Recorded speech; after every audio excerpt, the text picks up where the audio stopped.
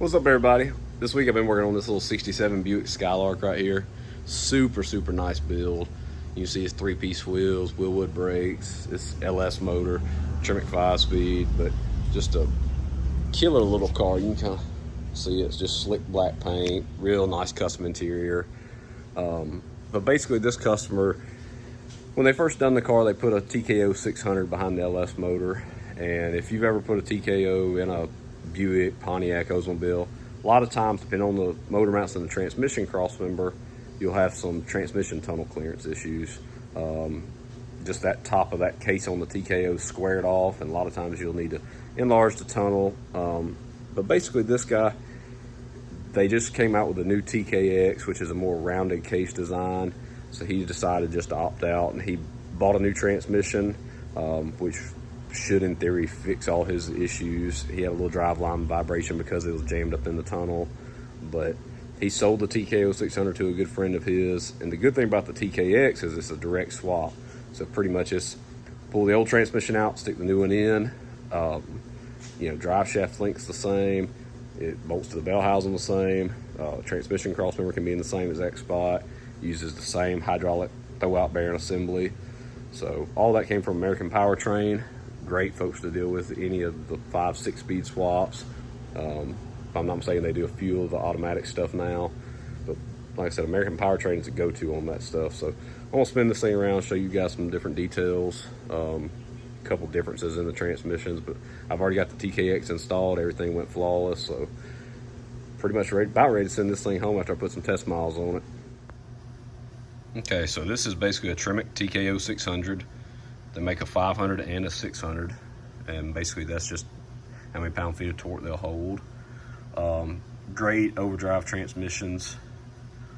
The 5th gear can be ordered, I believe, in 2 different variations. You can do it with a 0.82 or 0.64 ratio. I believe they call it maybe like their road race and then their street version. But what's nice about these is they have a mechanical speedo location right here, and you got an electronic speedo. I believe this is the reverse light location. You can see it's got a little vent. This one, at some point, it did come from American Powertrain when they originally built this car. This one, I believe, is the 26 spline input shaft. The output shaft, I believe, is standard, whatever turbo 350 I believe is. But you can just see the top of this deal's fairly squared off in shape, and that's, several cars will have issues, but a lot of the stuff we actually fool with, they fit really good. But these, I believe, you can do 3 different shifter locations. This one was obviously the rear shift, and this shifter, I believe, is really similar to their White Lightning shifter. I honestly think it was an earlier design.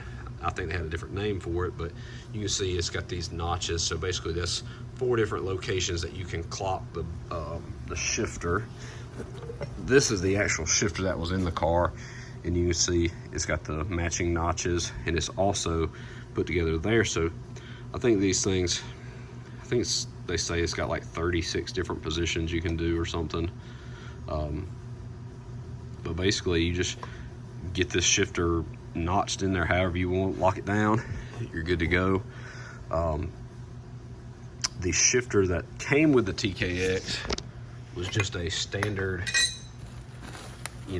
normal shifter.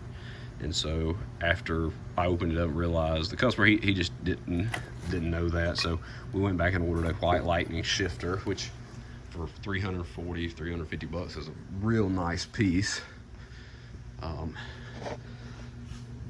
But basically this is the TKX. Let me grab a light and show you all a few more details. Okay, so you can see I got the TKX installed. Way better clearance all around. Just that more rounded case design just works way better. This one actually has 2 different mounting bosses depending on if you're using a wider mount or the smaller standard GM one. So that works out. You see, I believe It has 2 or 3 different speedometer locations. It's got drain and fill plugs. But this is to a standard GM aluminum bell housing behind an LS motor. Not sure if this was an American Powertrain cross member or not. Not real sure what brand it was. But you see this one still has the mechanical speedo location. But everything's installed. You can see hydraulic throwout bearing lines. 2 of the main differences that we have to change, where this front cover is, there was a bolt that goes right here that's actually a stud, and that's what the throwout bearing is. Kind of the throwout bearing basically floats on the input shaft, but it has a notch cut in it that rides on that stud itself to keep it centered, or just located, I guess, so it's not just spinning around freely. So basically I had to change that, and then pretty much the shifter, and that's about all we had to change. Everything else, like I said, was just plug and play. This one is supposed to go into a 71 or 72 Chevelle of a good friend of mine. I'll be installing it here in a few weeks, and it's going to go from a Muncie 4-speed to a 5-speed. And on it, we're actually going to keep the mechanical clutch with all the Z-bar and everything, so we will not need that stud. We'll just keep that bolt in it. He ordered a new white lightning shifter for it. That way we can get the shifter to be in a stock 4-speed location with a center console. But everything should go into that car pretty smooth. So this car is pretty much wrapped up. I'm fixing to fill the transmission with gear oil, and then I'm gonna put a couple miles on it, make sure everything does good. Tremec recommends 500 break-in miles on all their stuff, so let the customer have it back, put some miles on it, and get it all broke in. I'll probably do a couple more clips of this thing on the ground outside, so you can see a few more details of it. Engine bay on this old Buick is super clean setup. So of course the red and black themes continue, but you can see it's got a Willwood master cylinder, nice polished, or maybe it's chrome booster. Super clean front accessory setup.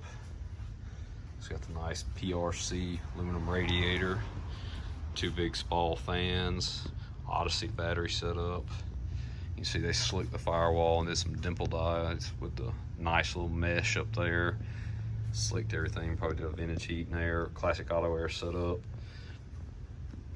This one's kind of dressed up, so you know, hides the coil packs, looks more like a actual Buick motor. But super clean setup.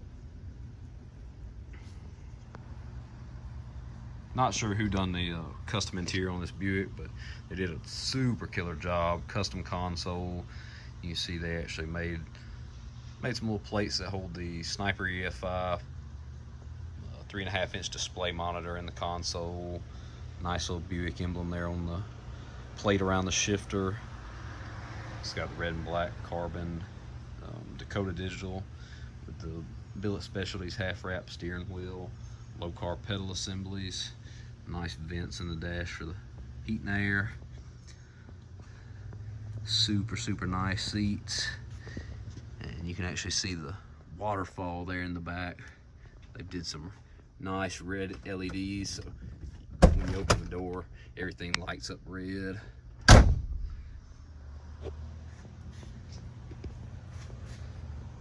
Just a super killer car overall.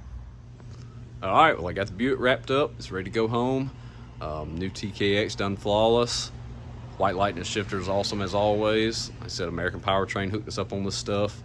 Great group of guys to deal with. Got good tech support if you ever need assistance. But the Buick is ready to go home and be enjoyed.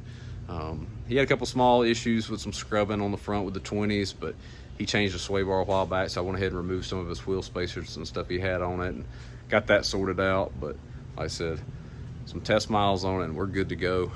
So Thanks for watching. Don't forget to like, subscribe, share the video. Leave me a comment in the comment section if you got any questions, or if you see anything else in the shop or anything else you want to see videos of, just give me a shout.